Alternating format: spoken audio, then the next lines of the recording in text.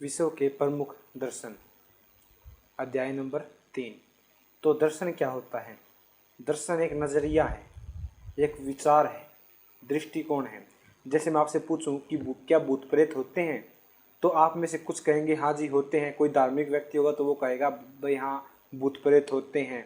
परंतु अगर मैं कोई जो विज्ञान से प्रभावित व्यक्ति है, अगर आप उससे पूछेंगे कि यह भूत प्रेत या कुछ होता है, तो वो कहेगा भाई ये सब कुछ बहकावा है, भूत प्रेत कुछ नहीं होता। तो ये क्या है? ये विचार है। जैसा आपने समझा है, जैसा आपने ज्ञान प्राप्त किया है, उस प्रकार आपने आपकी एक सोच विकसित की है, वो सोच ही आपका दर्शन कहलाती है। तो इस अध्याय में हम धर्म के अर्थ व लक्षण को समझेंगे, वैदिक दर्शन को, बौद्ध दर्शन को, यहूदी दर्शन को, जैन दर्शन को, पारसी दर्शन को, कन्फ्यूशियस दर्शन को समझेंगे।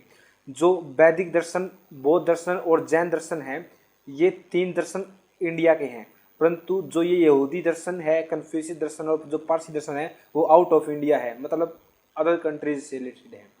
सभ्यता के प्रारंभ से ही दर्शन विद्वान लोगों के बीच विशेष रुचि का विषय रहा है।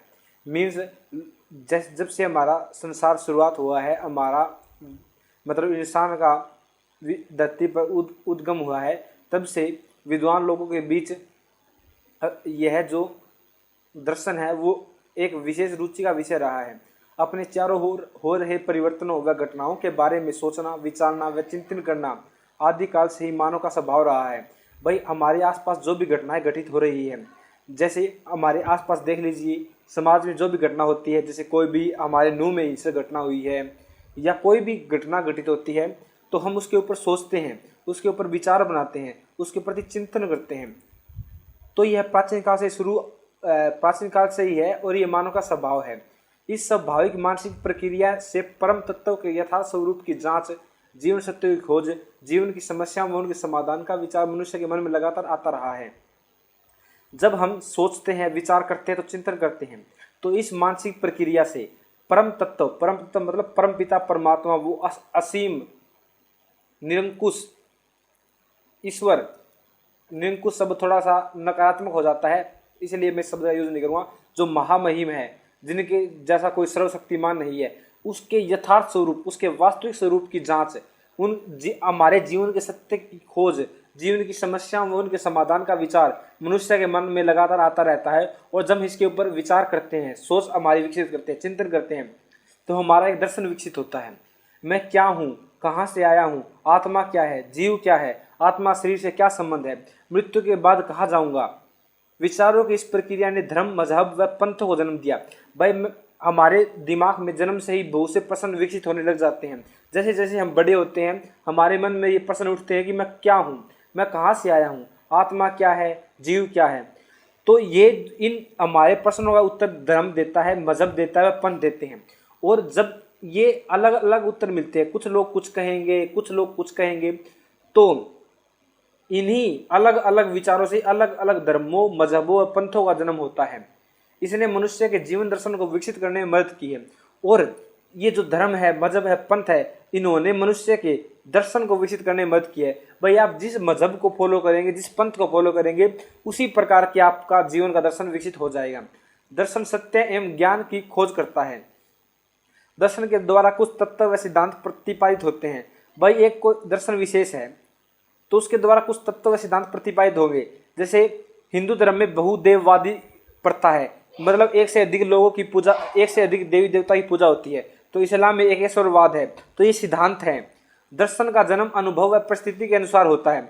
बस जिस प्रकार का आप अनुभव करते हैं, जिस प्रकार की आपकी परिस्थिति होती है, उसके अनुसार ही आपके दर्शन का निर्माण होता है। जैसे मान लीजिए हमारा इंडिया है, हमारा भारत है, वहाँ पर बहुत मतलब यहाँ पर जो भौगोलिक एकता नहीं है, मीन्स यहाँ पर अलग अलग भौगोलिक पृष्ठभूमि वाले लोग रहते हैं। देखिए हमारे उत्तर पूर्व के राज्य, हमारे जैसे जम्मू कश्मीर है, नीचे दक्षिण में है, हमारे पश्चिमी जो हमारे राज्य है, मीन्स इनमें एक रूपता नहीं है। तो इन सभी को समाहित करता है हमारा हिंदू धर्म। इसलिए क्या है, इन सभी, क्योंकि ये परिस्थिति हमारी ऐसी है, तो हमें बहुदेववादी होना पड़ेगा। जैसे मान लीजिए ये हमारा इंडिया है, यहाँ पर अलग अलग प्रकार के लोग रहते हैं। अलग, जैसे ऊपर की साइड में अलग तरीके से विचार करने वाले लोग हैं, नीचे अलग विचार करने लोग हैं, कोई किसको पूछता है, कोई किसको पूछता है, कोई किसको पूछता है। तो इन सभी को समाहित करता है हमारा हिंदू धर्म। इसलिए इन परिस्थितियों के कारण ही क्या हुआ, हमारे जो धर्म है वो बहुदेववादी हुआ है। समझ में आई होगी आपको बात, आई होप कि हमारा धर्म जो है बहुदेववादी क्यों हुआ, क्योंकि हमारी परिस्थिति ही ऐसी थी, हमारे यहाँ पर भौगोलिक एकता नहीं है। इस कारण धर्म उनको क्रियान्वित करता है। सभी दर्शनों की उपासना पद्धति अलग अलग है, लेकिन सभी धर्मों का एक ही लक्ष्य है। दर्शनों की उपासना पद्धति जैसे हिंदू दर्शन है, उसकी उपासना पद्धति अलग है, लेकिन सभी का लक्ष्य समान है। क्या है? दुखों के मूल कारणों को जानना और मनुष्य को मोक्ष की प्राप्ति करवाना। अब हम पढ़ना है धर्म का अर्थ एवं लक्षण। वैदिक दर्शन ने मनुष्य के जीवन को आध्यात्मिक व भौतिक दृष्टि से उन्नत करने के लिए 4 पुरुषार्थ की व्यवस्था का उल्लेख है। वैदिक दर्शन में मनुष्य के जीवन को आध्यात्मिक व भौतिक दृष्टि क्या होता है? आध्यात्मिक मतलब क्या होता है? जब हम संसार से परे होकर बातें करने लग जाते हैं, जैसे ईश्वर के बारे में सोचना, ईश्वर से मिलना, हम ईश्वर से कैसे मिल सकते हैं, हमें मोक्ष कैसे प्राप्त होगा, हमारा निर्वाण कैसे होगा, तो हम आध्यात्मिक की बात करते हैं। परंतु जब हम सुख समृद्धि की, हम परिवार में सुख की, आसपास मतलब जैसे हम या कोई भी जो हमारा भौतिक जीवन है जो अब हम जी रहे हैं इस भौतिकवादी युग में, तो उसको उन्नत करने में, हमारे आध्यात्मिक जीवन को, आध्यात्मिक दृष्टि को उन्नत करने में और भौतिक दृष्टि को उन्नत करने में जो ये 4 पुरुषार्थ है जो वैदिक दर्शन में दिए गए हैं, उसका उल्लेख किया गया है। ये 4 पुरुषार्थ कौन कौन से हैं? धर्म, अर्थ, काम और मोक्ष। इन पुरुषार्थों में धर्म जो है वो मुख्य है। ये जो 4 पुरुषार्थ बताए गए हैं, धर्म, अर्थ, काम और मोक्ष, इनमें सबसे प्रमुख धर्म है। धर्म क्या होता है? धर्म एक जो आज हम जिस परिप्रेक्ष्य में धर्म को अर्थ लेते हैं वो धर्म की निकृष्ट अवधारणा है, नीची अवधारणा है। धर्म का वो अर्थ नहीं है। धर्म का अर्थ है कर्तव्य। जैसे अग्नि का धर्म जो है वो गर्मी व तेज है, विद्यार्थी का धर्म पढ़ना है, अध्यापक का धर्म पढ़ाना है, राजा का धर्म प्रजा पालन है और सूर्य का धर्म प्रकाश करना है। तो धर्म का अर्थ क्या हो गया? कर्तव्य।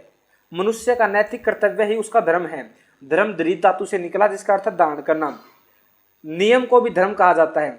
जिस प्रकार हमारे कॉन्स्टिट्यूशन में, हमारे संविधान में अलग अलग नियम दिए गए हैं, तो वे भी, उनका पालन करना भी हमारा धर्म है। अर्थात जिस नियम को इस संसार ने धारण किया वही धर्म है। धर्म वह अनुष्ठान है जिससे चेतना का शुद्धिकरण होता है। जैसे हम यज्ञ करवाते हैं, हमारे घर में यज्ञ करवाते हैं, जैसे हम कभी भी भवन निर्माण करते हैं, कोई बच्चा पैदा होता है तो यज्ञ करवाते हैं परिवार में सुख समृद्धि के लिए, उसी प्रकार धर्म एक अनुष्ठान है जिससे हमारी चेतना का, हमारे मन का, हमारी अंतरात्मा का शुद्धिकरण होता है। शास्त्रों में धर्म के 10 लक्षण बताए गए हैं। लक्षण क्या होता है? जैसे आपको जैसे हम कोविड के जब कोविड की चपेट में आए थे तो कोविड के लक्षण क्या कहते? जुकाम होना, सिर दर्द होना, पूरा शरीर में मतलब दर्द होना, तो ये लक्षण थे। इसी प्रकार धर्म के लक्षण क्या है? कर्तव्य के क्या लक्षण हैं? धैर्य रखना, माफ करना, वासनाओं पर नियंत्रण, चोरी न करना, अंदर व बाहर की पवित्रता, इंद्रियों को वश में करना, बुद्धिमत्ता का सत्य प्रयोग, ज्ञान की जिज्ञासा, मन कर्म वचन सत्य को धारण करना, क्रोध न करना। अब हमें पढ़ना है पंथ को। पंथ क्या होता है अब हम इसको जानेंगे। हमने देखिए यहाँ पर नीचे देखिए गतिविधि में, कक्षा में धर्म, पंथ व संप्रदाय पर चर्चा करके इसके अंतर को समझना है। तो पंथ क्या होता है? पंथ जो है वो एक रहस्यमयी पूजा पद्धति एवं कर्मकांड जो है वो पंथ कहलाता है। जैसे मान लीजिए आप हिंदू दर्शन से जुड़े हैं तो आप क्या करेंगे? आप मंदिर में जाएंगे, ईश्वर को जैसे शिवलिंग पे हम जल चढ़ाते हैं और जो दूध चढ़ाते हैं, धतूरा चढ़ाते हैं, मतलब अलग अलग प्रकार का कर्मकांड करते हैं। कर्मकांड मतलब पूजा पद्धति का एक तरीका है। हर जैसे इस्लाम में अलग है, ईसाइयत में अलग है, जैसे वाइन चढ़ाई जाती है ईसाइयत में, तो उनका पूजा पद्धति का तरीका अलग है, हमारा पूजा पद्धति का अलग तरीका अलग है। तो इसमें व्यक्ति विशेष की भूमिका महत्वपूर्ण होती है, उसके विचार ही परम सत्य मान लिए जाते हैं। इसमें क्या होता है? जैसे अलग अलग व्यक्ति की अलग अलग मतलब वो अपने पंथ में जो है व्यक्ति वो स्वतंत्र होता है, उसके विचार ही परम सत्य है। आप किसी भी प्रकार का अनुष्ठान कर सकते हैं, कर्मकांड कर सकते हैं, वही आपका पंथ हो जाएगा। तो सिंपल सी बात है, पंथ जो है वो कर्म कांडों को और पूजा पाठ को दर्शाता है। जिस प्रकार का पूजा पाठ करते हैं, हिंदुज्म में अलग पूजा पाठ, इस्लाम में अलग है, ईसाइयत में अलग है, बौद्धिज्म में अलग है, तो इस प्रकार का। और इसमें व्यक्ति विशेष की भूमिका महत्वपूर्ण होती है और उसके विचार ही परम सत्य मान ली जाते हैं। मान लीजिए हम बौद्ध धर्म की बात करते हैं तो गौतम बुद्ध के विचार जो हैं उनकी महत्वपूर्ण भूमिका हो जाती है और हम उनके विचार को सत्य मान लेते हैं। और जिस प्रकार का उन्होंने बताया भाई हमें कैसे पूजा पत्ति करना चाहिए या किस प्रकार का कर्मकांड करने चाहिए, तो उनके अनुसार हम कर्मकांड करने लग जाते हैं। इसी प्रकार हिंदुज़म में है, अलग अलग में मतलब व्यक्ति विशेष की भूमिका महत्वपूर्ण होती है। इसमें आप खुद के अनुसार भी किसी पंथ का निर्माण कर सकते हैं, आप एक अलग पूजा पत्ति का निर्माण कर सकते हैं। संप्रदाय अथवा रिलीजन क्या होता है?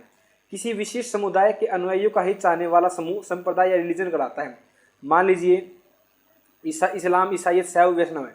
ईसाई इस्लाम के लोग जो है वो मान ली अपने संप्रदाय का भला चाहेंगे, भाई कहेंगे कि हमारा संप्रदाय आगे बढ़े, हमारा समुदाय आगे बढ़े, तो वो संप्रदाय कहलाएगा। जब मैं ये कहूँ कि हमारा ईसाईयत जो है वो आगे बढ़े तो वो संप्रदाय है। अगर शैव नु कहे भाई और अलग धर्म मैं सबसे श्रेष्ठ हूँ और मेरा धर्म सबसे श्रेष्ठ है और मैं ही सबसे आगे हूँ, तो वो संप्रदाय की भावना को जन्म देता है, वो रिलीजन की भावना को जन्म देता है। समझ में आ गई बात है? जैसे मैं कहूँ कि मेरा धर्म ए है, कोई धर्म है ए और ये मेरा धर्म है, वो अन्य सभी धर्मों से सर्वश्रेष्ठ है, बी धर्म से, सी धर्म से, डी धर्म से सर्वश्रेष्ठ है, तो मैं संप्रदाय की बात कर रहा हूँ, संप्रदाय की भावना हो जाती है। आपको समझ में आ गया होगा ये। अब हमें वैदिक दर्शन को पढ़ना है। वैदिक दर्शन सनातन है। सनातन मतलब जो हमेशा बना रहे, जिसका ना कोई अंत है, ना आदि है, ना अंत है। तो विश्व के सबसे प्राचीन दर्शनों में प्रमुख है। भारतीय संस्कृति सबसे पुरानी है। वैदिक दर्शन भारतीय संस्कृति की आधारशिला है। वैदिक दर्शन वह आचार संहिता, आचार संहिता क्या होता है? कोड ऑफ कंडक्ट होता है। आचार संहिता मतलब क्या है? हमें क्या करना चाहिए, क्या नहीं करना चाहिए, वो हमें वैदिक दर्शन बताता है। भाई हमारे जीवन के आदर्श, हम हमारे जीवन को आदर्श कैसे बना सकते हैं, हम हमारे जीवन में हमें क्या करना चाहिए, क्या नहीं करना चाहिए, क्या करना उचित है, क्या करना अनुचित है, तो वो हमें वैदिक दर्शन बताएगा। वैदिक दर्शन में धर्म के स्वरूप को स्वीकार किया गया है। अंतवैदिक दर्शन को लोगों ने धर्म बना लिया। वैदिक दर्शन के मुख्य स्रोत क्या है? वैदिक दर्शन ने लोगों ने धर्म बना लिया। मतलब धर्म मतलब कर्तव्य, जो वैदिक दर्शन में जो बताए गए हैं, जो आचार संहिता, उसको ही लोगों ने क्या बना लिया? धर्म बना लिया। ये अर्थ समझ जाना चाहिए, कहीं आप अलग ले लीजिए।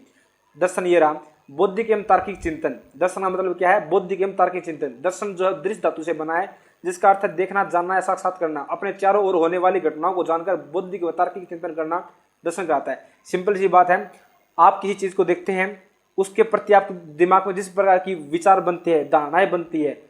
आप कोई पुस्तक पढ़ते हैं, उस पुस्तक से आपको जो ज्ञान प्राप्त होता है, उस पुस्तक से आप जो विचार बनाते हैं, वो आपके दर्शन कहलाएंगे। समझ में आ गई? फिलोसफी क्या है? फिलोसफी एक विषय है। जिस प्रकार सामाजिक विज्ञान एक विषय है, फिलोसफी भी एक विषय है। फिलोसफी में ज्ञान से प्रेम होता है। फिलोसफी का उद्देश्य जो है वो ज्ञान प्राप्ति है, न कि जीवन सुधार। इसमें क्या होता है? महान विभूतियाँ जैसे महात्मा गांधी है, या प्लेटो है, अरस्तु है, सुकरात है, या महात्मा बुद्ध है, इनके क्या है? दृष्टिकोण को, नजरिए को, इनके विचारों को हमारे समक्ष रखा जाता है। इनकी महत्वपूर्ण बातों को, इनके अच्छे अच्छे उपदेशों को हमारे समक्ष रखा जाता है, ताकि हमारे ज्ञान में वृद्धि हो और हम एक अच्छे नागरिक के रूप में संसार में हमारा कर्तव्य निर्वहन करें। अब वैदिक दर्शन के मुख्य स्रोत क्या हैं? जो हमने वैदिक दर्शन देखा है, वैदिक दर्शन जो देखा है, उसके मुख्य स्रोत क्या है? तो इसमें वेद आते हैं, ब्राह्मण ग्रंथ आते हैं, आरण्यक आते हैं और उपनिषद आते हैं वैदिक दर्शन में। ठीक है, जो हमारा वैदिक दर्शन है, वैदिक दर्शन क्या है? हमारे जो विचार हैं। सिंपल सी बात क्या है? विचार। इन विचारों का जन्म कहाँ से हुआ? भाई विचार एकदम तो बन नहीं जाते। ये विचार हमें वेदों को पढ़कर, ब्राह्मण ग्रंथों को पढ़कर, आरण्यकों को पढ़कर और उपनिषदों को पढ़कर आए हैं। वेद क्या है? वेद संसार का प्राचीनतम व प्रमाणिक पवित्र व दार्शनिक साहित्य है। वैदिक दर्शन का मूल आधार वेद है। भारतीय मान्यता के अनुसार वेद शाश्वत है, मतलब निरंतर चलते रहते हैं, ये कभी नष्ट नहीं होते। और वेद जो ईश्वर की वाणी है, मीन्स ईश्वर ने इनको अपनी जुबान से बोला है और जो महान ऋषि मुनि है उन्होंने इसको लिखा है। वेद का अर्थ है ज्ञान। वेद संस्कृत की विद धातु से बना है। विद यानी जानना। जैसे किसी समाज व सभा के सही संचालन के लिए नियम बनाए जाते हैं, वैसे ही वेद मानव धर्म के नियम शास्त्र हैं। भाई मैं इंसान को क्या करना चाहिए, क्या नहीं करना चाहिए, वो वेदों में लिखा गया है, हमने ऊपर देखा भी है।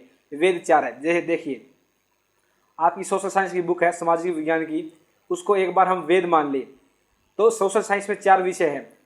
जैसे इसमें वेद में 4 है, ऋग्वेद, यजुर्वेद, सामवेद, अथर्ववेद। उसी प्रकार हमारी सोशल साइंस में है हिस्ट्री, इतिहास, पॉलिटिकल साइंस, राजनीतिक विज्ञान, ज्योग्राफी, भूगोल और इकोनॉमिक्स, अर्थव्यवस्था। तो ये 4 है। जैसे सोशल साइंस वेद मान लिया गया, तो ये जो हमारे 4 विषय है इनको हम इसके अलग अलग पार्ट मान सकते हैं वेद के। समझ में आ गई बात है। तो यह सबसे ऋग्वेद जो है वो सबसे प्राचीन वेद ग्रंथ है। इसमें देवताओं का आह्वान करने के लिए मंत्र है, गायत्री मंत्र। गायत्री मंत्र कौन सा है? ओम भूर्भुवः स्वः। वो गायत्री मंत्र इसी वेद के मंत्रों में से एक है। इसमें 10 मंडल है। 10 मंडल, जैसे हमारी हिस्ट्री की बुक है उसमें अलग अलग चैप्टर है, इसी प्रकार ऋग्वेद में भी अलग अलग चैप्टर है जिनको मंडल कहा जाता है। और इन मंडलों में 10,552 मंत्र है। इसमें प्रथम मंडल, प्रथम चैप्टर में कहा गया कि सत्य एक है, सत्य या ईश्वर एक है। विद्वान लोग इसे अनेक नामों से पुकारते हैं। यह प्राचीनतम वेद है। एकम सद्विप्राः बहुधा वदन्ति, मतलब सत्य एक है, ईश्वर एक है। विभिन्न विभिन्न लोग इसे विभिन्न विभिन्न तरीकों से बताते हैं। यह कहाँ पर कहा गया? प्रथम मंडल में कहा गया, ऋग्वेद के। समझ में आ गया होगा। यजुर्वेद, इस वेद में कर्म की प्रधानता है। इसमें 40 अध्याय हैं। तो यजुर्वेद में कितने अध्याय हैं? 40 चैप्टर्स हैं। एवं कुल 1975 मंत्र हैं, जिनमें अधिकतम यज्ञ के मंत्र हैं। मतलब यजुर्वेद में क्या है? यजु तो मेरा पार्ट है यज्ञ के। भाई जब हम अनुष्ठान करते हैं, घर में भवन निर्माण करते हैं या कुछ भी करते हैं, जब हम यज्ञ का अनुष्ठान करवाते हैं, तो जब ये अनुष्ठान होते हैं तो यजुर्वेद के मंत्रों का उच्चारण होता है। यजुर्वेद को 2 भागों में बांटा गया है, शुक्ल यजुर्वेद और कृष्ण यजुर्वेद। अब हमें पढ़ना है सामवेद। यह वेद भारतीय संगीत का मूल है।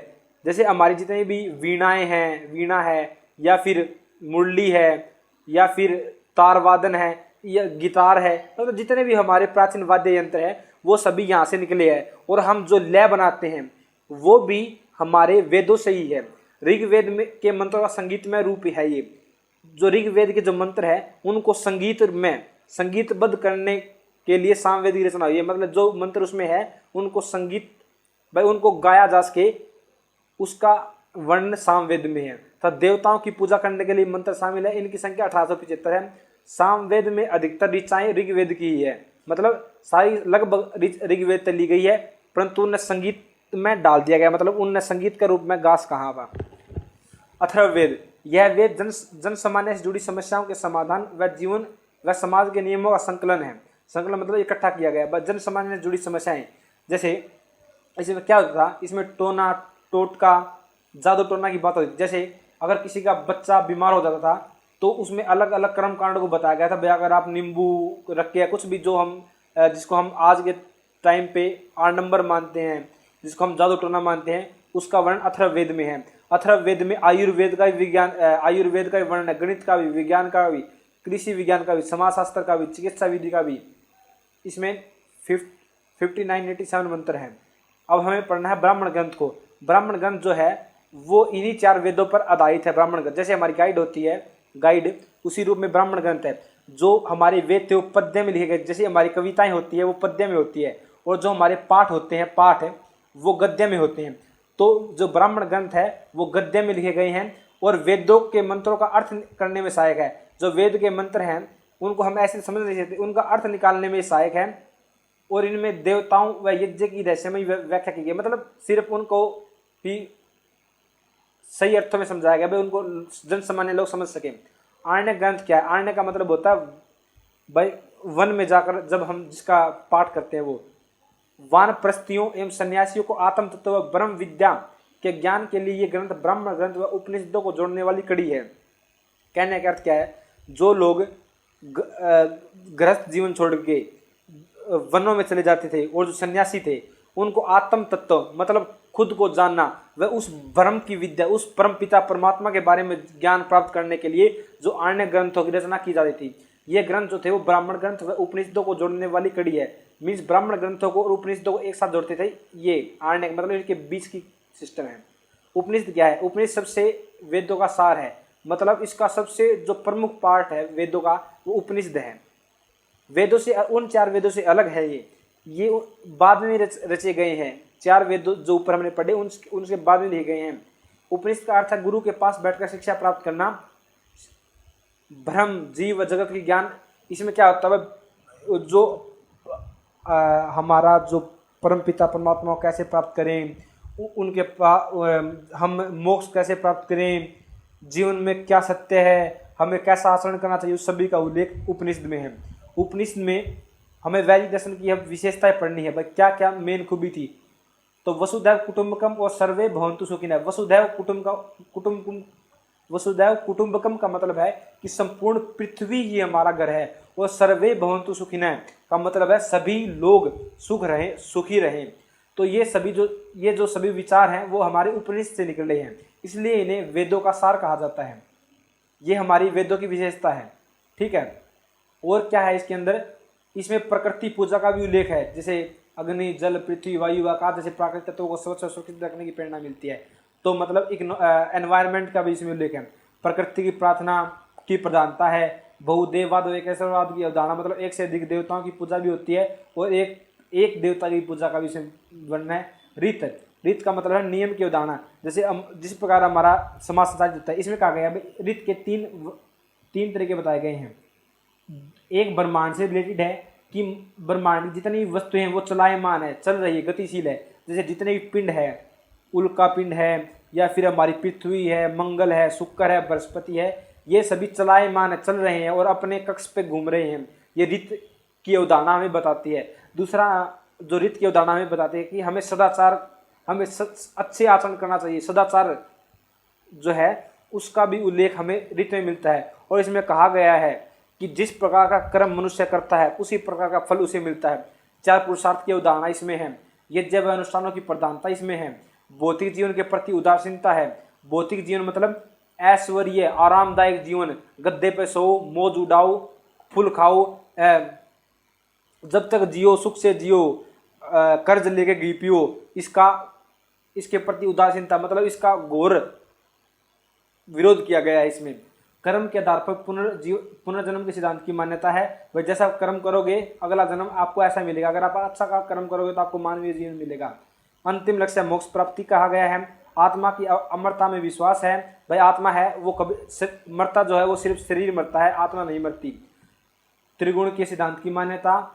ऋण की अवधारणा, देव ऋण है, गुरु ऋण है, पितृ ऋण है। वह पिता का क्या ऋण है हमारे ऊपर, गुरु का क्या ऋण है, और देवता क्या ऋण है। विश्व भ्रातृत्व की प्रेरणा, मतलब पूरा संसार के भाईचारे की, वही वसुधैव कुटुंबकम। सहिष्णुता व धैर्य की प्राप्ति में सहायक है। सामाजिक कुशलता का विकास। सहिष्णुता मतलब सहनशीलता, व सामाजिक कुशलता मतलब साक्षरता बढ़े, भाईचारा बढ़े, और जो अलग अलग, जैसे हमारा कुशलता मतलब है स्किल्स बढ़े, लोगों की स्किल बढ़े, सफल एवं पवित्र जीवन जीने की प्रेरणा आदि। इस प्रकार हम देखते हैं कि वैदिक दर्शन व्यक्ति को लोभ व मोह से दूर रखते हुए अपने कर्तव्यों का पालन करना सिखाता है। क्या कराता है भाई, हमें लोभ से और मोह से दूर रखता है, और वह कर्तव्यों का पालन करना सिखाता है। दूसरों की सेवा करने को पुण्य व दूसरों को दुख देने को पाप समझता है। वैदिक दर्शन शाश्वत है, निरंतर है, लगातार है, ये कभी नष्ट नहीं होता। यह निरंतर नूतनता मतलब नवीनता का आभास करवाता है तथा आदर्श जीवन जीने की कला सिखाता है। अंत वैदिक ज्ञान की प्राप्ति न केवल आधुनिक मानव के लिए अपितु मानव जाति के भविष्य के लिए भी आवश्यक है। भाई सिर्फ आज के व्यक्ति के लिए नहीं, आने वाली पीढ़ियों के लिए भी वेदों ज्ञान आवश्यक है। वैदिक ज्ञान भारतीय संस्कृति की धरोहर है। वैदिक ज्ञान से विमुख होकर, अलग होकर, हटकर ही आज संसार में अनेक समस्याएं हैं। इस प्रकार वेदों का दार्शनिक चिंतन सामंजस्य, सदाचार, सहयोग एवं समन्वय की प्रेरणा देता है। अब हमें पढ़ना है जैन दर्शन को। जैन दर्शन संसार के प्राचीन दर्शनों की श्रेणी में आता है। सबसे प्राचीन दर्शन 6वीं शताब्दी से पूर्व का, ये लगभग मतलब ईसा मसीह के 600 साल पहले का, और उससे भी बहुत पहले। जैसे वेदों में भी इनके जो प्रथम तीर्थंकर थे ऋषभदेव का वर्णन वेदों में भी मिलता है। इसे श्रमणों का दर्शन भी कहा जाता है। श्रमणों का मतलब जो साधु, जो भिक्षु होते थे जिन्होंने गृहस्थ जीवन त्याग दिया था, और जो भिक्षुओं का जीवन जीते थे और एक स्थान से दूसरे स्थान पर घूम घूम कर लोगों को शिक्षा देते थे, तो इन्हें श्रमणों का दर्शन भी कहा जाता है। जैन दर्शन में 24 तीर्थंकर है। तीर्थंकर का मतलब क्या होता है, जिन्होंने अपनी इंद्रियों पर विजय पा ली है और जिनको मोक्ष की प्राप्ति हो गई है, वे है तीर्थंकर होते हैं। और जैन धर्म में 24 तीर्थंकर है, जिसमें सबसे पहले ऋषभदेव है और अंतिम भगवान महावीर स्वामी है। वेदों में भी प्रथम तीर्थंकर ऋषभदेव का उल्लेख मिलता है तथा उनके द्वारा ही सबसे पहले जैन धर्म का प्रादुर्भाव हुआ था, ऋषभदेव के द्वारा। इन्हें ही जैन धर्म का संस्थापक वह प्रवर्तक माना जाता है। 24वें तीर्थंकर भगवान महावीर ने 6ठी शताब्दी ईस्वी पूर्व में ऋषभ देव की विचारधारा की पुनरावृत्ति की।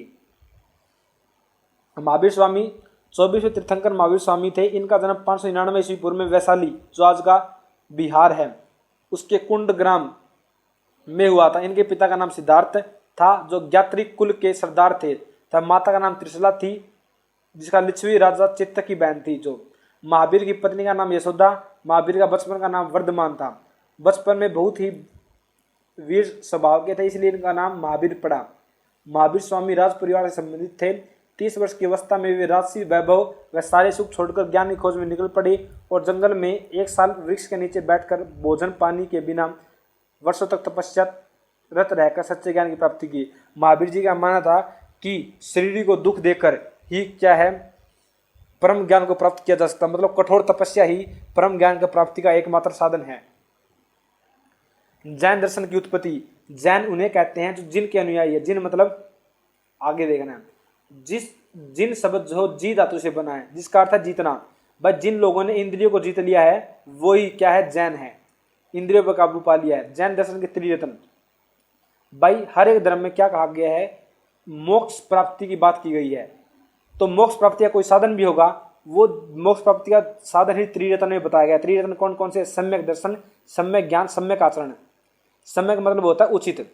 आपको सत्य तथा तीर्थंकरों में पूरी आस्था विश्वास रखना चाहिए। भाई आपको जो तीर्थंकर हैं, जो हमारे जैसे हमारे महावीर स्वामी है और जो ऋषभ देव है, वे तीर्थंकर हैं, तो उनमें आप पूरी आस्था रखें, वे उनमें विश्वास करें, यही सम्यक दर्शन है। सम्यक ज्ञान मतलब आपको संदेह रहित वास्तविक ज्ञान होना चाहिए। आपको तीर्थंकरों के आदि उपदेशों का अध्ययन व अनुसरण करना चाहिए। वह क्या है, आप में ना जो आपको ज्ञान प्राप्त हुआ है उसमें बिल्कुल भी संदेह नहीं करना चाहिए। जो भी आपको तीर्थंकरों ने उपदेश दिए, आपका उनको अध्ययन करे और उनका अनुसरण करे, उस पर कोई भी संदेह ना करे, वो आपका सम्यक ज्ञान है। सम्यक आचरण। मनुष्य अपनी इंद्रियों को वश में करके ही सत्य ज्ञान को प्राप्त कर सकता है। अंत इंद्रियों पर संयम करके सुख दुख में संभाव रखना ही सम्यक चरित्र है। कहने का अर्थ क्या है, भाई हमें अच्छा आचरण करना चाहिए। आचरण मतलब हमारा बाहरी व्यवहार, दूसरे लोगों के प्रति कैसा व्यवहार है, जानवरों के प्रति कैसा व्यवहार है, हमारा प्रकृति के प्रति कैसा व्यवहार है, समुदाय पूरे विश्व के प्रति कैसा आचरण है, बाहरी व्यवहार है, तो वो हमारा आचरण कराता है। तो आचरण हमारा अच्छा तभी होगा जब हम हमारी इंद्रियों पर संयम रखेंगे। ठीक है, तो जो ये 3 आचरण हैं वो बहुत कठिन हैं और जो गृहस्थ लोग हैं वो इन आचरणों को नहीं निभा पाएंगे। तो इसलिए इन 3 आचरणों के समक्ष एक 5 महावृत्तों की संकल्पना दी गई है। ये 5 महावृत्त क्या है भाई, जो गृहस्थ लोग हैं वो इन महावृत्तों का आचरण अनुसरण करके भी मोक्ष प्राप्ति कर सकते हैं। तो वे कौन कौन से हैं? अहिंसा, अमृता, अस्तेय व अपरिग्रह। ये 4 जो थे वो पहले तीर्थंकर ऋषभ देव ने दिए थे। और जो 5वां ब्रह्मचर्य है इसको आपके महावीर स्वामी ने जोड़ा था। तो ये 5 महावृत्त हो गए थे। तो पहला है अहिंसा। अहिंसा मतलब प्राणी मात्र के प्रति कोई भी हिंसा न करना, चाहे वह कोई भी जैनिज्म में तो यही माना गया कि जो पत्थर है उसमें भी प्राण है। अमृता, अमृता मतलब क्या है, मनुष्य को प्रत्येक स्थिति में, स्थिति कैसी भी हो, कैसी परिस्थिति हो, हमें सत्य बोलना चाहिए, सत्य से विमुख नहीं होना चाहिए। हंसी मजाक में भी हमें असत्य नहीं बोलना चाहिए। अस्तेय, चोरी नहीं करनी चाहिए। अस्तेय का मतलब ये है। अपरिग्रह, आवश्यकता से अधिक वस्तुओं का संग्रह नहीं करना चाहिए। और ब्रह्मचर्य, मोह वासनाओं को, जो हमारा सांसारिक सुख है उसको त्याग देना चाहिए। और हमें एक संयमित और इंद्रियों पर काबू करके जीवन को जीना चाहिए। यही ब्रह्मचर्य है, इंद्रियों पर काबू करना ही। दिगंबर और श्वेतांबर। महावीर स्वामी 527 ईस्वी पूर्व में बिहार के पावापुरी नामक स्थान पर निर्वाण को प्राप्त हुए थे। तो इनको निर्वाण कहाँ पर प्राप्त हुआ था? पावापुरी में। पावापुरी कहाँ पर? बिहार में। कब हुआ था? 527 ईस्वी पूर्व में। उनके बाद जो है वो जैन संप्रदाय 2 भागों में बट गया। एक था श्वेतांबर और एक था दिगंबर। दिगंबर जो थे वो 10 दिशाओं को, मतलब पूरे पृथ्वी को और उसके आसपास जो भी वातावरण है, आवरण है, जो हमारा आकाश है, उसको अपने वस्त्र मानते थे। इसलिए वे क्या रहते थे, वो कोई भी वस्त्र धारण नहीं करते थे। वे ऐसा कहते हैं कि जो पूर्ण आकाश है और जो हमारी पृथ्वी धरातल है वही उनके वस्त्र है। परंतु जो श्वेतांबर थे वो सफेद कपड़े पहनते थे। इस प्रकार हम देखते हैं कि भगवान महावीर द्वारा कहे गए सिद्धांत इस युग के लिए सर्वथा प्रासंगिक है। जैन दर्शन आत्मा की अमरता, पुनर्जन्म व कर्मवाद में विश्वास करते हैं। जैन दर्शन जातिवाद, छुआछूत एवं आडंबरवाद का विरोध व नारी सम्मान का समर्थन करते हैं। अंत जैन दर्शन का दार्शनिक चिंतन मूलतः आत्मा कल्याण की ओर प्रवृत्त करने की प्रेरणा देते हैं। मीन्स जातिवाद का विरोध करेंगे, छुआछूत का विरोध करेंगे, आडंबरवाद का विरोध करेंगे और ये आत्मा की अमरता का समर्थन करते हैं, पुनर्जन्म का समर्थन करते हैं, कर्मवाद का समर्थन करते हैं। मतलब जैसा आप कर्म करोगे वैसा ही आपको फल मिलेगा। पुनर्जन्म मतलब जिस प्रकार के आपके इस जन्म में कर्म होंगे उसी प्रकार का जीवन आपको अगले जन्म में मिलेगा। अगर आपने अच्छे कर्म किए तो आपको मानव योनि मिलेगी, अगर आपने बुरे कर्म किए हैं तो आपको पशु योनि या प्राणी योनि मिलेगी। आत्मा की अमरता, आत्मा की अमरता का मतलब है कि मनुष्य का शरीर जो है वो नश्वर है, वो मरता है, परंतु आत्मा है वो कभी नष्ट नहीं होती। आगे जो भी बचे हैं उनको हम अगले अध्याय में अगली वीडियो में देखेंगे। तब तक के लिए धन्यवाद, जय हिंद। अगर आपको वीडियो अच्छी लगे तो लाइक कर दीजिएगा, नहीं तो बाय बाय।